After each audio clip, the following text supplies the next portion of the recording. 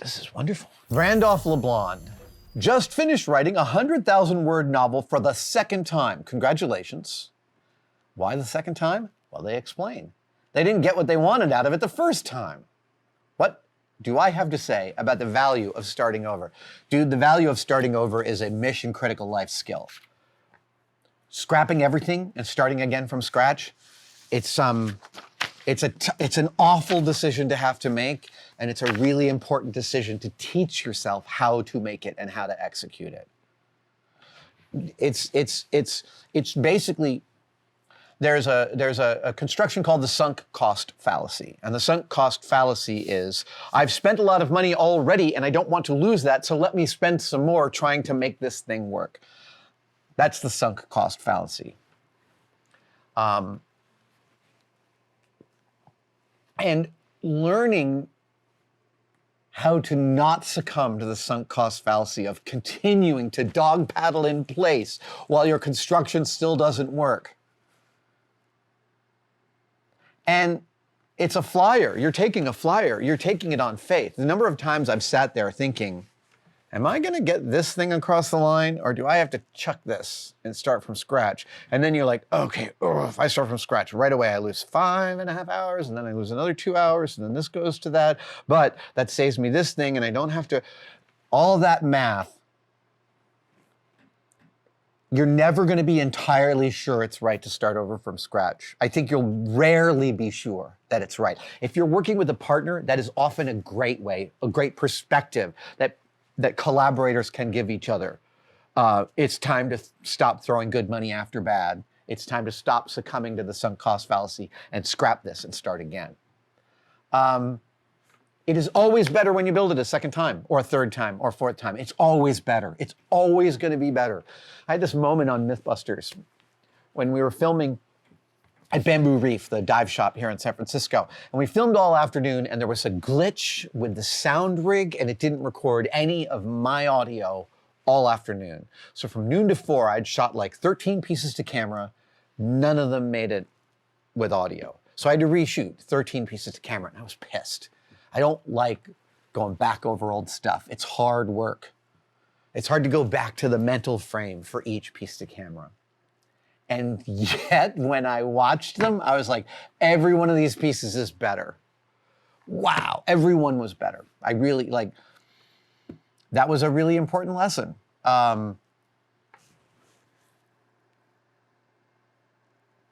Starting over has a huge, huge value. It seems like it is nothing but cost because you are throwing out a whole bunch of work.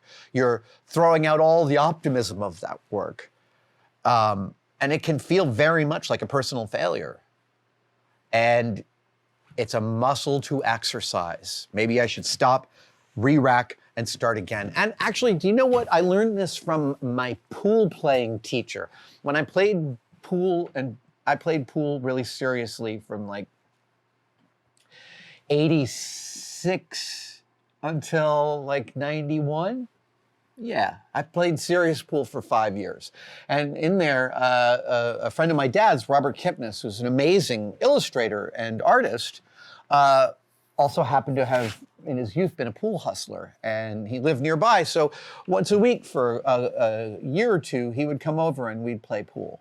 And he would give me ideas and lessons and instruction. And one of the things he pointed out was when you get into the crouch and you are sighting up your shot, and you might still have second thoughts. And if you have so many second thoughts, you're not even sure if you're in the right position, don't do this.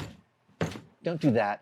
Get up, put your cue back on the ground, and get back into the crouch. It's like re-rack, reset, go back into the mental space. And I still do that. My pool game is shite. I have some knowledge, but no shooting skill left. But I still really remember that beautiful mental frame of like, start again from standing back into the crouch. Don't keep on adjusting in there. That's also the sunk cost fallacy. That is a wonderful, wonderful question. I really appreciate that, Randolph.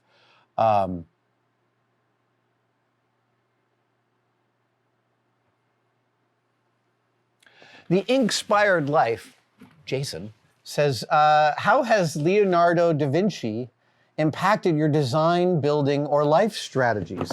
Oh, I'm so glad you asked. I just got some new, I won't do a big coverage of this, but I just got some new Da Vinci stuff from the artist Stefano Tartaglione, and it's some of Da Vinci's war drawings, war machine drawings, and like, oh, just some beautiful stuff like this. Yeah, there'll be a whole video going up on Tested soon about this. But your question, INKspired Life, is how has this impacted my design, building, or life strategies? It has made me draw more. Spending all this time with really with simulacrums of Leonardo's drawings that feel so they feel so right. They feel so real. It makes me feel like I'm looking at the drawings of a person, not the representations of drawings of a person. And there's a way in which I can feel there's joy comes out of these pages. A lot of joy comes out of the pages of his drawings. Holding on to these notebooks also personalizes him. I think about him walking around with his pockets full of these sketchbooks, with his mind full of ideas and constantly making notes. I'm going through this whole thing in my head about the things that replicas can teach us, that representations, or even looking at the real thing behind glass can't. And I don't have a specific answer to that, but I do think there is a specific realm in which replicas, in which facsimiles give us an experience that can't be equated with anything but touching the real thing. And frankly, all of Stefano Tartaglione's Leonardo executions, and I think I now have 8 of them, they all sit on a table in my office at home. I need to be around them all the time lately. Last couple of years. And I just feel like it humanizes this incredible mind. I'm lucky enough in my life to have met some other incredible minds. I'm not going to say I know anybody or have met anybody that I think is on par, because I can't even conceive of Leonardo da Vinci's brain. But I have met some people I think are true geniuses.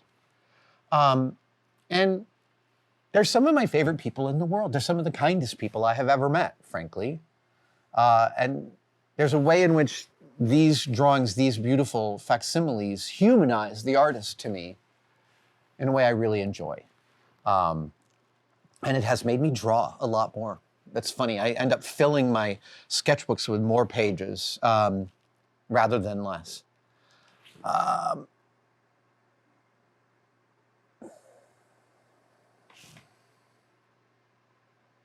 See here. Oh, Lee Marsh wants to know, with all the recent Met videos, have I had any thoughts on building museum-style supports for my props? Oh, yeah, Lee, totally.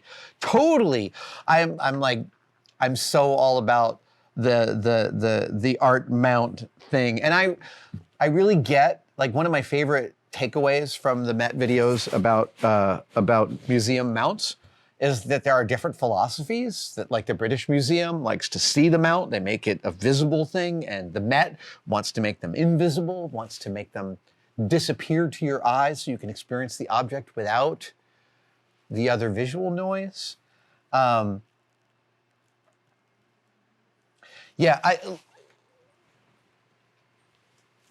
If you watch the channel regularly, you know how much I love making boxes for the things that matter to me.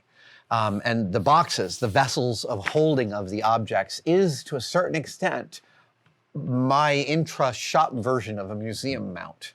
It is the way the object is both protected but also transported through my existence. Like my Captain America suit, my Winter Soldier Captain America suit, still sits in that cube that I built out of an old Zarges collapsible shipping container. And it sits over in storage. And, you know, like, to me, that's also kind of a museum mount. So yeah, I'm always thinking about ways to display and ways to ways to hold on to things so that you can see them. Thank you guys so much for watching, and I wanted to briefly mention that you could become a tested member. I know, everybody is competing for you to become a member of their thing. What I want to express to you is that the Tested membership has become such an important part of the Tested family. We get tremendous feedback from the Tested members, and they expand the stories that we can tell and the things that we have access to. And you can become a part of it right now by clicking on the link below. See you in the chat.